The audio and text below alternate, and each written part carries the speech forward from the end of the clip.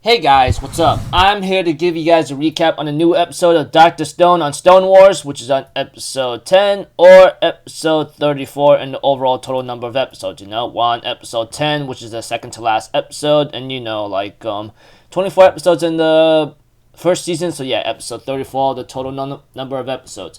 Anyways, this episode right here was actually really slick, and at the same time, I had a feeling something bad was going to happen ever since that opening came up, Not to mention, this other guy, which he had those same markings, which really already gave me bad news already. So if anything else, let's just get this started. We had to it that Tsukasa and everyone else found Mirai, Tsukasa's little sister. Eventually, with some clothing on, and then they finally revived her little sister, Tsukasa was very happy. Even Kohaku remembers this moment, like how she never gave up for years and years to try to protect her older sister. And now Tsukasa's doing the same, and now she understands that. But unfortunately, after the opening, we get some nasty bad news, We get to know that Yo himself apparently ends up freeing Homura eventually many days ago, or possibly days ago. I don't know. But one thing was sure, Homura says Hyoga's after something, and Homura tells Yo to do something correctly, and then back at a certain base of camp, we have that some dynamite are missing. Even right now, even Ukyo says there's only one person who could actually fool my movement, fool my hearing, And I'm thinking in my mind, oh dear. And Homura is also missing, which means she broke out after what happened to one of the bodyguards that got defeated or something, apparently, which is Magma's little follower, you know what I'm saying. But we also got to know that some dynamite are missing, and it's used to destroy the Miracle Cave, which is also big bad news, because that is big time thingy-mabobbers that's supposed to help a lot of people out. We all know that, right?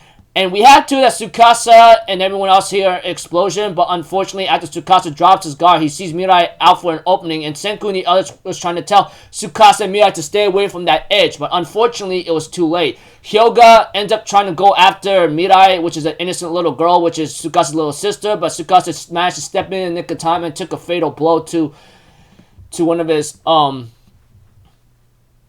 living organs, or should I say functional organs, which apparently we get to know about that it's around the right lung or something, which is really bad news. And Hyoga reveals his true colors, which is almost pretty obvious from the get-go. I mean, it was shown in the opening when there were markings around the mouth, and not to mention it was shown later, in the last episode when Hyoga revealed those markings. Now I'm like, okay, this is really bad news. Don't tell me he's the next antagonist, that kind of thing. And it was already shown right there. Not to mention, Homura only takes orders from Hyoga, and the fact that she stole some dynamite just to blow up the Miracle Cave and she doesn't care, proves that she follows him. I don't know why she follows Hyoga in the first place, but one thing for sure is it's already bad news.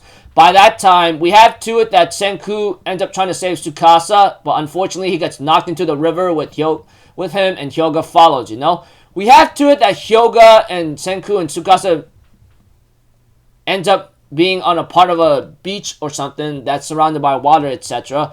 And Hyoga ends up talking to Senku about the situation, about how Tsukasa believes that there's supposed to be some kind of restart of a new entire world, etc. And while Senku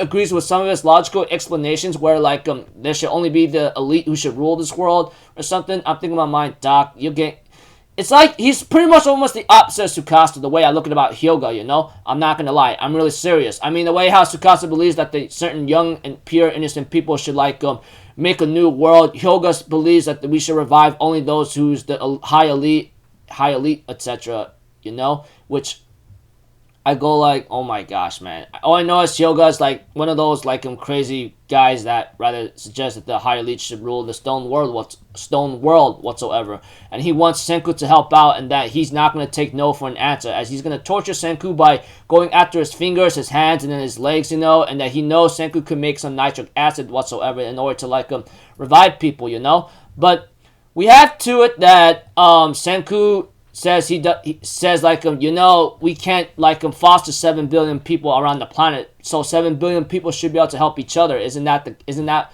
how it should work, And we have to it that with Tsukasa signaling Senku in a certain way, they actually work together, Eventually, they do like seem like they go on par against like freaking like Hyoga eventually, but you know, with Tsukasa being injured, fatally injured, and Senku not having any combat abilities but his own brain power,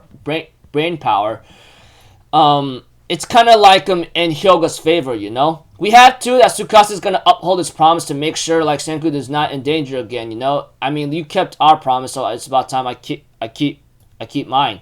Even though Tsukasa has a fatal blow, he could still fight, you know. Eventually, Senku and Tsukasa does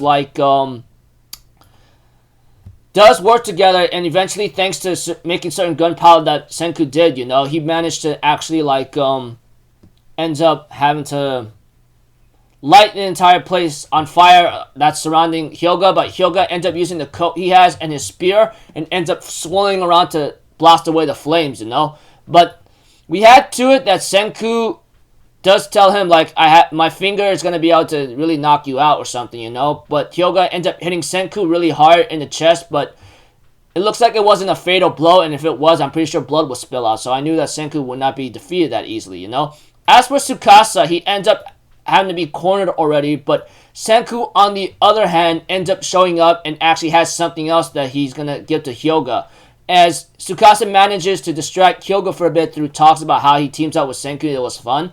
But we have to it that like Senku was not playing around when he says I could use science to murder you with the tip of my finger. And of course we got to see that Senku actually had some manganese batteries and everything else and some copper inside his body armor and the shield, you know. And Hyoga's like, how in the hell did you construct such a thing? And Senku says, hey, don't you remember a long time ago? You were actually freaking like kind enough to freaking deliver the phone I built, you know, to deliver the materials to me when you destroyed the phone, you know. So that's the reason why like I hook up some batteries to the thin wire coil from a cell phone, you know, etc.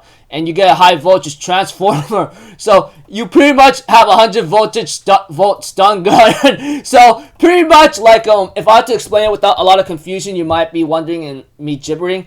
Senku pretty much got the materials thanks to Hyoga delivering the phone that Senku created, given to Taiju and Yuzuriha, and you know, Hyoga ends up throwing it down to the ground to destroy it, and Senku managed to make all that into like a freaking like stun gun voltage battery, although 100,000 volt stun gun, you know. And he ends up using the tip of his finger where it's hidden, where how he's able to like make fire and all that. And Senku says he actually had a lot of fun with him too. And he ends up hitting Hyoga with like a 100,000 volt stun gun while Tsukasa held his spear down, you know. And of course, Hyoga, on the other hand, I realized in a logical sense that he could have let go and not get shocked, but without his weapon, he's pretty much useless, you know. So pretty much Senku ends up saying, enjoy the gift of science from Tsukasa and me, okay? And he ends up electrifying freaking like Hyoga so badly that he screamed in pain and agony, and then he ends up being knocked out. While Senku and Tsukasa stare at each other of their victory and end up giving each other a high five, you know. And preview next episode is called like prologue to Dr. Stone. So it looks like to me things are about to get. I think we might get a little flashback of what's possibly happening or something, but I don't know. But hopefully, I'm looking forward to like how this is gonna blow out for Senku and Tsukasa and the others, you know? Because now that Hyoga revealed his true colors and thinking that elite people should rule the world instead of the young and pure and innocent, etc., yeah. Looks like to me things are about to get very hectic. Don't know how it's gonna go out, but one thing for sure is like Hyoga's not gonna get off easy time on this, man. I don't know how they're gonna do this right, but one thing for sure, Hyoga really revealed his true colors. And Homura, she ain't gonna get away with this either, due to the fact that she's always being a little dog following him. I don't know why, but anyways, looking forward to the next episode. So until then, I'm Alpha Zero, people. Have a good day, and I'll see you guys next time, alright? Peace out. Bye-bye. Toot-ta-da!